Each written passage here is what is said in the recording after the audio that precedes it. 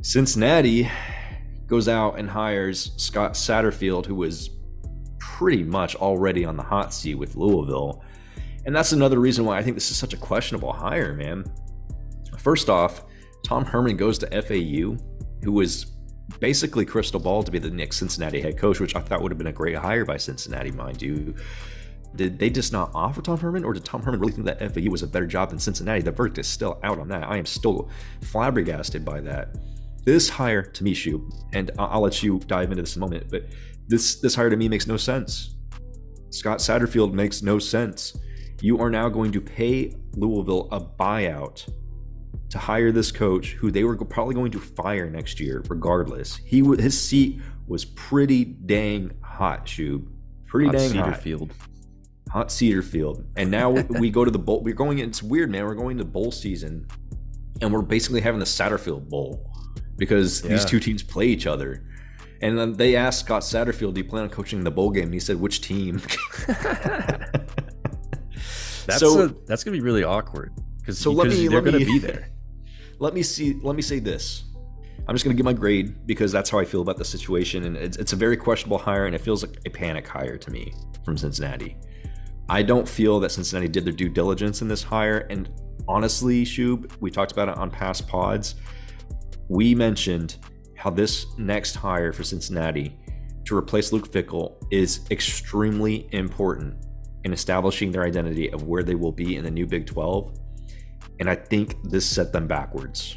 I think this was a horrible, horrible hire in terms of at least trying to put yourself in the right direction post Luke Fickell.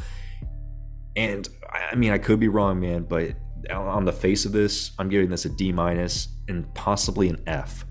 Wow. But I will give it a D- just because Scott Satterfield has not been completely unsuccessful, but he has not shown to be an elite head coach by any stretch of the imagination. So we'll leave it at that, man. And you can say what you want. I know some Cincy fans, if you are watching or listening, you may say, well, look, Scott Satterfield had a great recruiting class at Louisville. That's NIL. That's Satterfield's NIL. Yeah, that's not Satterfield. And the proof of that being NIL money, look where those recruits are from. A lot of those 4 stars they have are from California. What would a California kid want to do at Louisville? They were not getting California kids prior to that. That's proof in the pudding, number one. And then they have a 5-star running back from Texas who was crystal ball to go to Texas, then all of a sudden he's going to Louisville, so that just shows you outbid Texas. So can Satterfield really recruit? Can Satterfield really recruit? Unless Cincinnati's got some crazy NIL collective, they're not going to be able to do what Louisville's doing. So that's just my 2 cents, Shoob. How do you feel about Satterfield? I'm not as down on it as you are. I gave my grade a C-, which, C- isn't good either. It's not really good at all. So I think there's 2 ways to look at this. You can say, looking at it, the hire of Scott Satterfield, if you just look at Scott Satterfield alone as a coach, he's not a great coach, but he's not that bad of a coach. Like, let's keep in mind, he did well at App State. Granted, App State seems to be a program where a lot of coaches are having success there. And I know Satterfield, it does deserve credit for that, but a lot of coaches have had success at App State. And then at Louisville, it's not like Louisville was just completely awful, but they never were any better than 8-5. And this year they were 7-5. Malik Cunningham being all over the place. I think the ACC is just, we talk about it so much, really bad. But the hire Satterfield itself, it's not like it's that bad. I don't think he's that bad of a coach, but situationally, this is a bad hire. Situationally. I agree. Because like you just said, Cincinnati probably had other better options on the table. And like you said, you're going to be hiring the guy that's replacing arguably one of your most successful coaches in school history, if not the most successful. You're paying a buyout to hire a guy who's probably going to get fired next year anyway.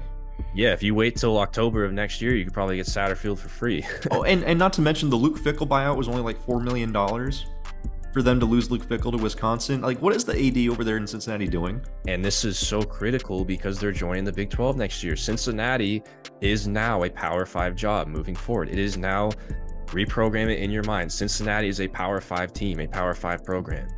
Like, this is a crucial time for them. They're not necessarily making the sharpest decisions here. And you're right, man. I think it's a C- for Cincinnati, and it's an A for Scott Satterfield, to tell you that. Yeah, Scott Satterfield absolutely finessed, man. Like, this is, Scott Satterfield came out of this. That way. Yeah, absolutely, man. I mean, no one saw Satterfield coming. When that was announced, I was just like, what? Like, it was just such a shocker. I was like, what? That's like the most random hire I could have ever imagined. Yeah, and to me, man, there are so many other people they could have gone out and got that I would say would be a better option than Satterfield. Look, 2 years down the line from now, Cincinnati, this could pan out for them, and I could look really stupid. That's fine. I can live with that. But at face value, if I'm a Cincinnati fan, I'm just trying to put myself in the shoes of a Cincinnati fan. If I'm a Cincinnati fan and I'm looking at this, I'm thinking, dude, who? Like, who did we just hire? It's not like Satterfield's going to just make Cincinnati a train wreck. Like, he's not going to turn them into Colorado. But yeah, it's like they're going to be like a 6-6 team in the Big 12. Like, that's what I think they're going to be. That's the thing. So even with Luke Fickell, Shoob, take that Cincinnati team from this year, who I believe lost 2 conference games in the American. So in the Big 12, they probably lose. This year, they probably lose 4 or 5. 4, maybe 5. Under Luke Fickell.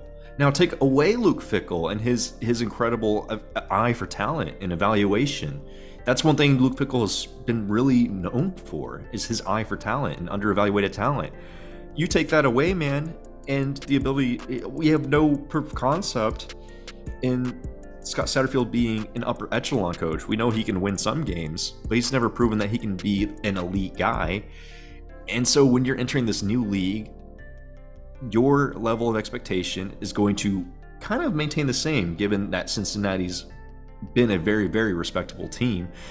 But your level of success is more than likely going to go down, regardless of the head coaching change, at least in the early stages. But now that Luke Fickell's gone and you make this questionable hire, I think it kind of positions you. When Cincinnati initially went to the Big 12, I thought about it and I said, where would I rank them out of the 12 teams right now? And this is before Luke Fickell left, and I'd probably put them at the 6 range with potential to maybe move up.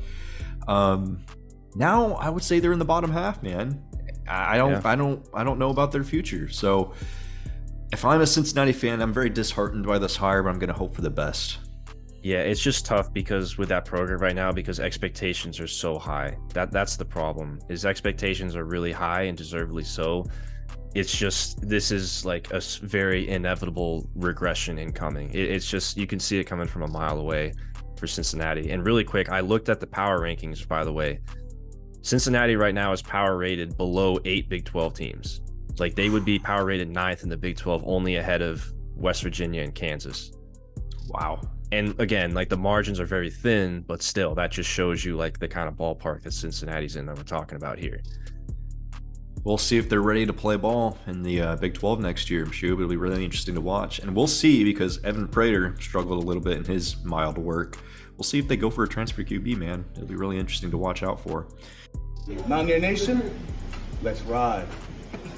Mountaineer Nation, let's ride. Mountaineer Nation, let's ride.